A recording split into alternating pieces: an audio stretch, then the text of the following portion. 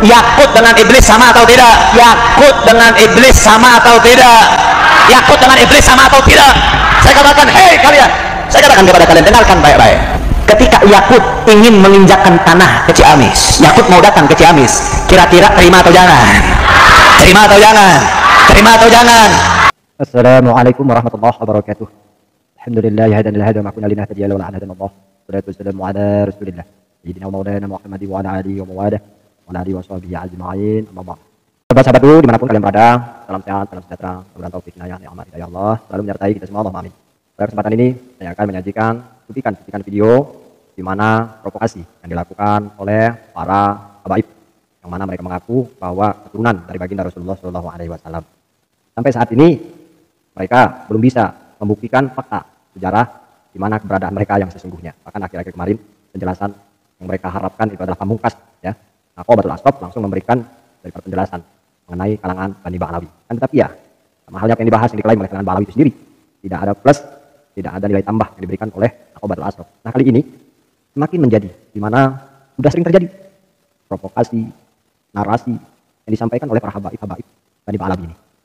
Jadi dengan ini tentu saya yang mewakili daripada Nahdiyin bisa mengambil sebuah kesimpulan di mana amat sangat memprihatinkan dengan tambah meruncingnya apa yang mereka sampaikan tanpa ada rasa gentar sedikit pun. Mana dari awal saya melihat bahwa bagaimana imam besar dari kalangan habaib menghina seorang Yai Abdurrahman Wahid atau terkenal dengan Gus Dur. Mana beliau mengatakan bahwa Gus Dur itu buta mata dan buta hati. Luar biasa. Ada juga kita saksikan bagaimana ketika Gus Nuril sedang berceramah disetop secara spontan oleh kalangan habaib. Di mana ada yang namanya Ketua Robitoh Alawiyah mengomentari daripada Gus Muafik.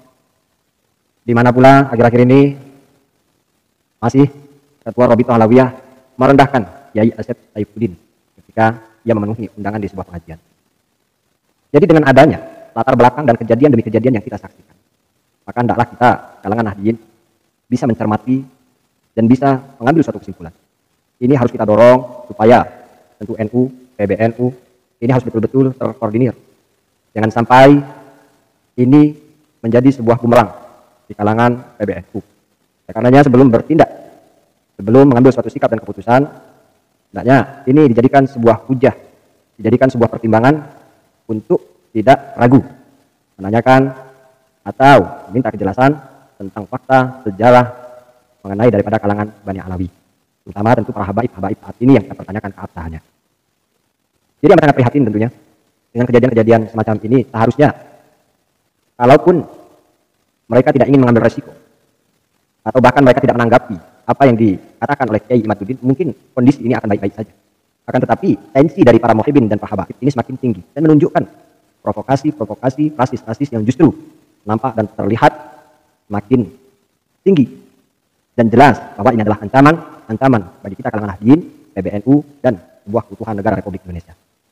Saya masih berhusnuzon pada PBNU saat ini memang secara sistematis belum mengambil tindakan dan keputusan. Karena saya meyakini mereka para ulama yang ada di PBNU, para pengurus tentunya masih mengkaji, masih mempertimbangkan dan masih melihat situasi dan kondisi yang ada. Begitu pula dengan pemerintahan Republik Indonesia. Saya meyakini itu masih sekedar memantau, melihat perkembangan yang ada sebelum menyimpulkan sesuatu yang memang harus kita ambil keputusannya, baik itu hasilnya pahit ataupun manis di kedua belah pihak, di mana kalangan Ba'alawi ataupun Kiai Imad. Ini sangat berbahaya ketika mereka semakin menjadi merendahkan, menghinakan.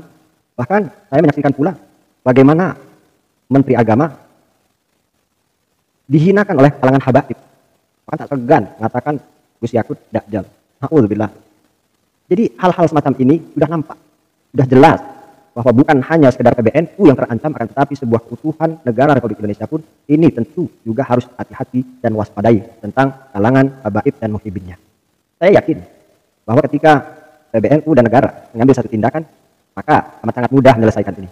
Dan tetapi husnuzon saya bahwa dari PBNU dan pemerintahan sedang melihat perkembangan, situasi, kondisi lain, memang mencari sumber data secara ilmiah menurut fakta sejarah. Jadi kembali lagi, ini adalah satu momentum bagi kita di mana reformasi tentang kaidah ilmu yang mungkin mengenai daripada kalangan Ba'alawi, tokoh-tokoh ulama terdahulu mengedepankan husnuzon yang berujung kepada suhro wal istifadah. Akan tetapi saat ini kalau kita melakukan suhra wal istifadah yang merujuk pada husnuzon, yang dipertanyakan husnuzon seperti apa kalau kelakuan para habaib itu seperti itu.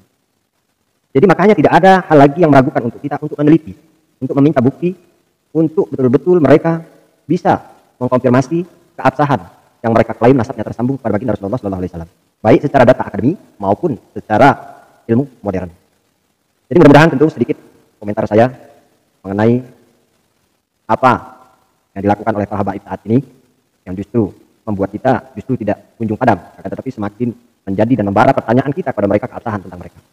Mudah-mudahan dengan video ini memberikan suatu masukan dan pencerahan kepada PBNU dan pemerintahan agar kiranya kelak ketika masuk ke ranah ini bisa memutuskan, bisa mengambil hal yang terbaik agar tentu tidak gagal paham. Mari kita simak videonya. Ada sunnah trimut. Ya, justru kan tidak melihat. Dari mana dia bisa berkeyakinan? Kalau orang tidak melihat berkeyakinan. Justru itu buka mata juga buka hati. Iya. Pakai sorbannya lu pakai udang keluar. Mohon Pak Kiai. Iman samaan. Kurang keras. Iman samaan. Iman samaan. Enggak mau istiqomah lurus.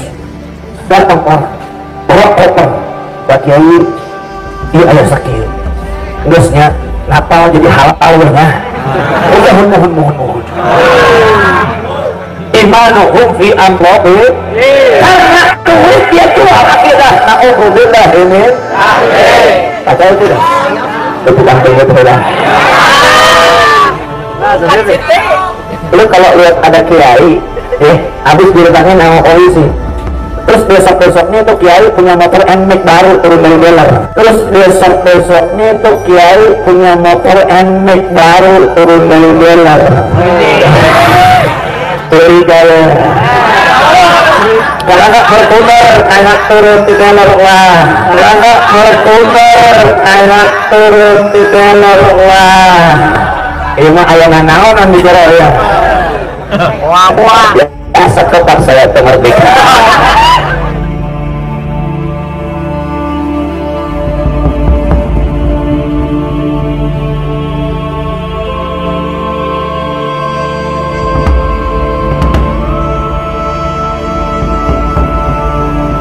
Yakut dengan iblis sama atau tidak? Yakut dengan iblis sama atau tidak? Yakut dengan iblis sama atau tidak? Saya katakan, hei kalian, saya katakan kepada kalian, dengarkan baik-baik. Ketika Yakut ingin menginjakkan tanah ke Ciamis, Yakut mau datang ke Ciamis, kira-kira terima atau jangan? Terima atau jangan? Terima atau jangan? Betul. Masih banyak rumah para Ansor yang lain yang bagus. Ingat saya bilang Ansor. Ansor apa? Orang Madinah yang menolong muhajir. Ansor. Apa? Ansor. Ansor dulu baik-baik, masya Allah. Ansor dulu baik-baik, nggak tahu kalau Ansor sekarang. Ansor dulu baik-baik, nggak tahu kalau Ansor sekarang. Nggak tahu kalau Ansor sekarang.